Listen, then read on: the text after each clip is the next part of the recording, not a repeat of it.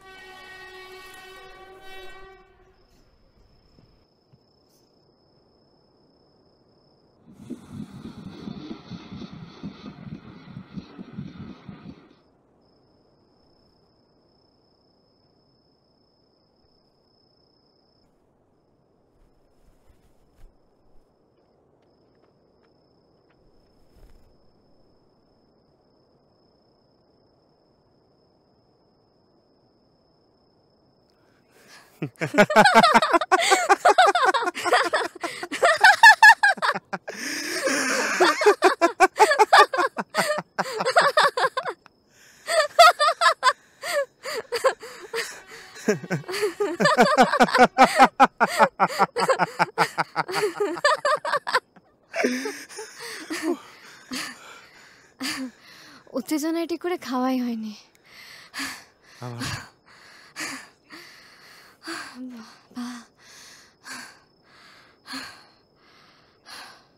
শুভ কাজের আগে একটু মিষ্টি মুখ করতে হয়।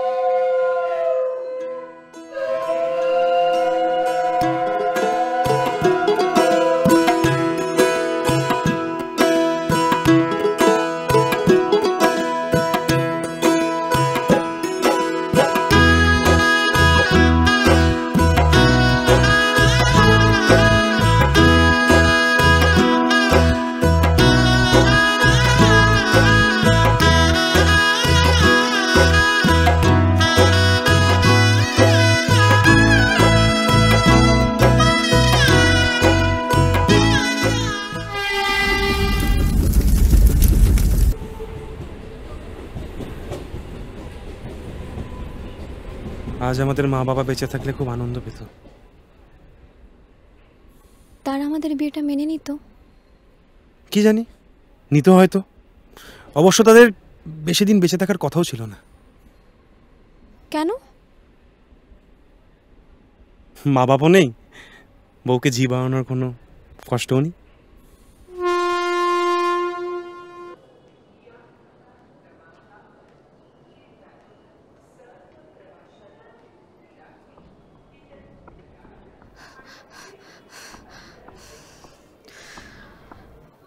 এত দেরি কেন?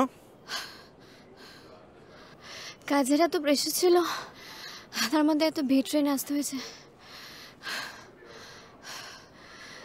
মালপত্র কোথায়? আরে বাপিদার দোকানে রেখে আসলাম।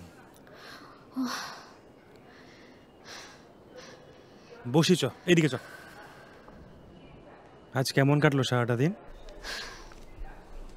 ভালোই, বেশ পরিশ্রম হলো আজকে, জানিস। তোর? কাজ শেষ করে এখানে এসে দাঁড়িয়েছিলাম। আজও সারাটা দিন তোর কথা খুব মনে পড়েছে। কিন্তু এত ক্লান্ত দেখাচ্ছে কেন তোকে? তোর খাওয়া হয়েছে কিছু? আজকে যা দেরি হয়ে গেল, খেতে বসে আর সময় নষ্ট করতে চাইনি। তাহলে তোর সাথে দেখা করতে আরো সময় লাগবে। আরে আরে তুই আগে বলবি তো, আমি দেখছি না। আরে না না, ঠিক আছে ঠিক আছে, অসুবিধা নেই। তেমন একটা খিদে পাইনি, ঠিক আছে।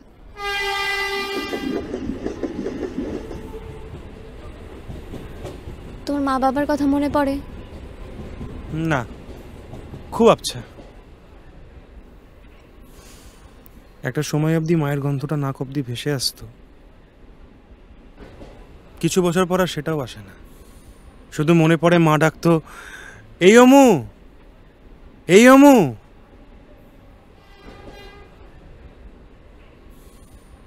আর বাবা? বাবার মৃত্যুর দিনটা মনে পড়ে। নেতা ছিলেন না? কর্মী, লাল করতো। কি মনে পড়ে? সুনির্মল কাকা একদিন আমাকে ডেকে নিয়ে গিয়ে একটা গল্প শুনিয়েছিল। আমি ছোটবেলা থেকে একটা গল্প শুনেছিলাম, পালে বাঘ পড়েছে গল্পটা। সুনির্মল কাকা অন্য একটা গল্প শোনালো, পালে রাখাল পড়েছে। রোজ বাঘ চিল্লিয়ে চিল্লিয়ে হাঁক দিত, রাখাল পড়েছে, রাখাল পড়েছে।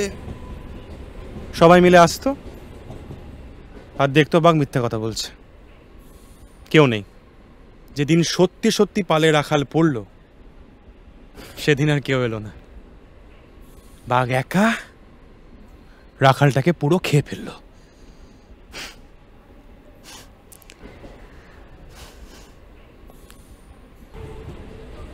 আমি এর আগে কখনো দক্ষিণেশ্বর যাইনি। আর আমি রেজিস্ট্রি অফিস। রেজিস্ট্রি অফিস কেমন দেখতে সেটা আমি নিজেও জানি না। আমার তো মনে হয় কোর্টের মতো দেখতে হবে।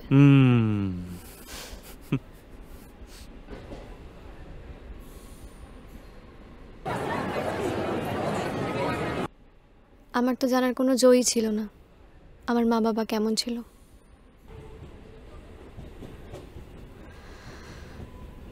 আমি কখনো তোমাকে তোমার বাবা মার অভাব বুঝতে দেবো না বিনি, কখনো না।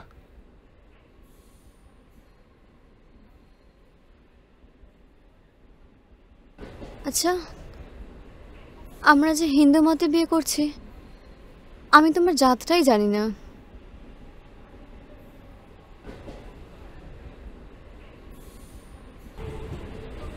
ওরা আমাদের বিয়েতে এসে খুব আনন্দ পাবে বলো?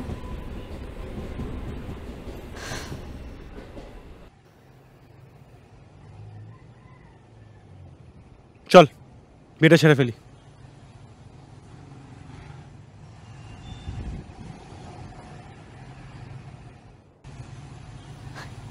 কি বললি? বিয়েটা সেরে ফেলি, চল।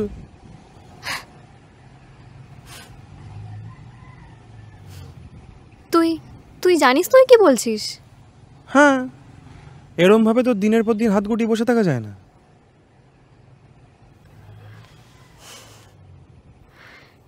কিন্তু আমরা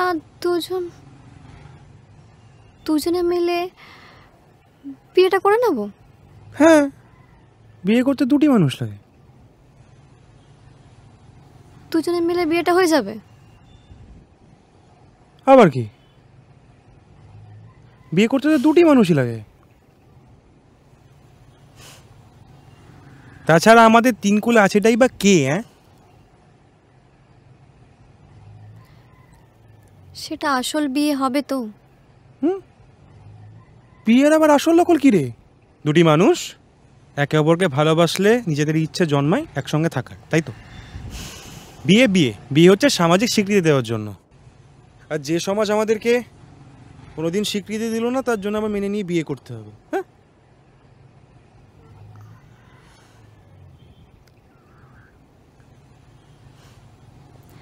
আমার কিন্তু বিয়ের বিষয়টা বেশ ভালো লাগে। ভালো তো লাগবেই পছন্দের মানুষের সঙ্গে বিয়ে হলে। তুই ভাব, তোর যদি একটা মোটা কাকুর সঙ্গে বিয়ে হতো যার বুক অব্দি বোতাম দেওয়া আছে। তোস আরে শুনে যা না। আরে আমি ওদেরকে রোজ দেখি ট্রেনে। ওরা ট্রেনে উঠেই ঘুমিয়ে পড়ে, তারপর ঘুম ভাঙলে 15 টাকাতে ঝালমুড়ি খায়, আবার 5 টাকা কমানোর জন্য দরাদরি করে, জানিস? কিন্তু কি বলতো, তুই ভালো থাকতিস জানিস, রোজ নতুন নতুন জামা কাপড় পরতে পারতিস, রোজ ভালো ভালো খাবার খেতিস, কত কিছু রান্না হতো বাড়িতে। আর সেই খাবারে আমি ঘুমের ওষুধ মিশিয়ে সবাইকে ঘুম পাড়িয়ে তোর সাথে দেখা করতে আসতাম। তুই খুব ভালোবাসিস না আমাকে?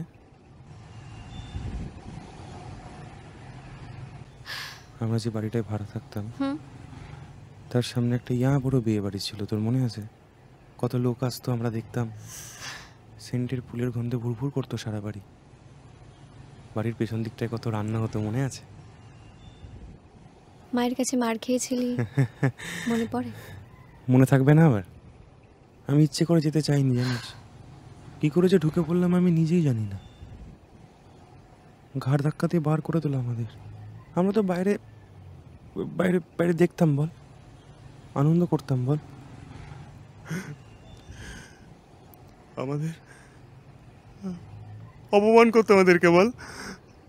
আমার ভালো লাগতো না আমাদেরকে যখন কেউ ছোট করছে, ভালো লাগতো না। তুই দেখিস দেখিস এগুলো আমাদের সঙ্গে আর হবে না, আর কোনোদিন হবে না, দেখে নিস তুই। ওরা আমাদের বিয়েতে এর থেকে বেশি মজা করবে, দেখিস। ঠিক।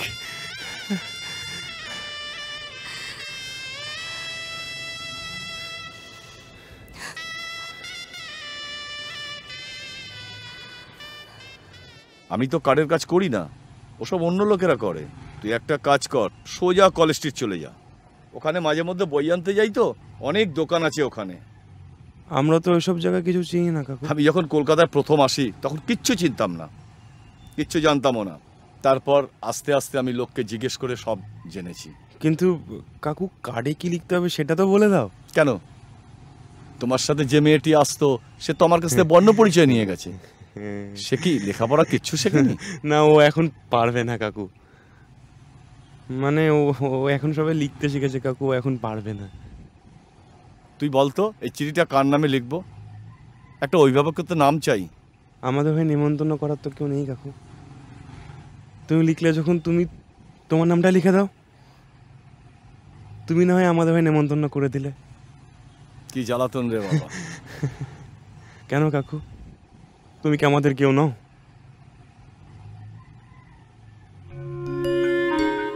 এইখানে সব দেনা পাওনা মিটিয়ে দিয়ে তোকে অনেক দূর নিয়ে চলে যাবো, তুই দেখিস। তারপর বাকি জীবনটা আমরা একসাথে কাটাবো, একসাথে একটা ছোট্ট ব্যবসা শুরু করব, আমাদের নিজেদের একটা বাড়ি হবে, সেখানে তোর একটা মিষ্টি ছবি রাখবো। আমারও তো এমনটাই ইচ্ছে, কিন্তু কেমন করে হবে এত কিছু? শোনো, আমরা পারবো তো? এই তো আর কটা মাস সহ্য কর, তারপর আর বাড়ি বাড়ি তোকে কাজে যেতে হবে না।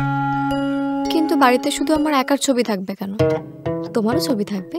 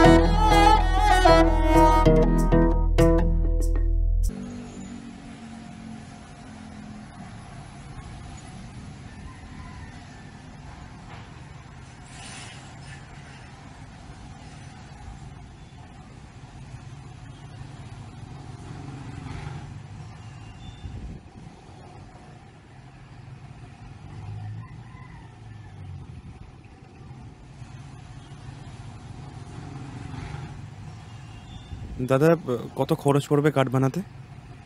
কত পিস লাগবে? কত পিস লাগবে? কত 10-15? এই 10-15টার মতন ধরুন। তোর মশাই 10-15 পিস কার্ড হয় না, মিনিমাম করতে গেলে 50 পিস। সকালবেলা ঠাট্টা করতে এসছেন? না না দাদা, মানে মানে মানে আমার বিয়েতে 50 জন নিমন্ত্রণের মতো কেউ নেই। তাহলে দুপুরবেলা বিরক্ত করবেন না, যান ফুটে যান। যত সব।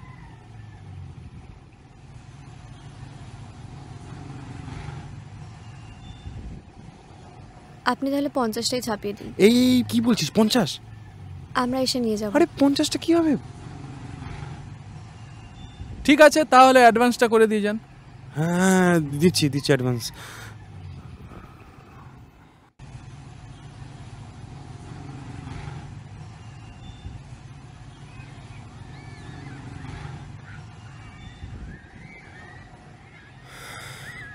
আচ্ছা বিনি, আমরা এত কার্ড দিলাম কেন? মানে মানুষের থেকে কার্ডের সংখ্যা বেশি, এত কার্ড নিয়ে কি করবো আমরা? তুমি এখনো বুঝলে না? না,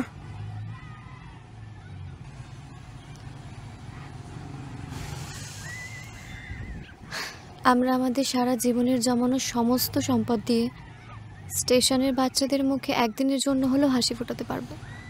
তারা মাথা উঁচু করে একদিন হলেও অন্তত নিমন্ত্রণ বাড়ি যেতে পারবে।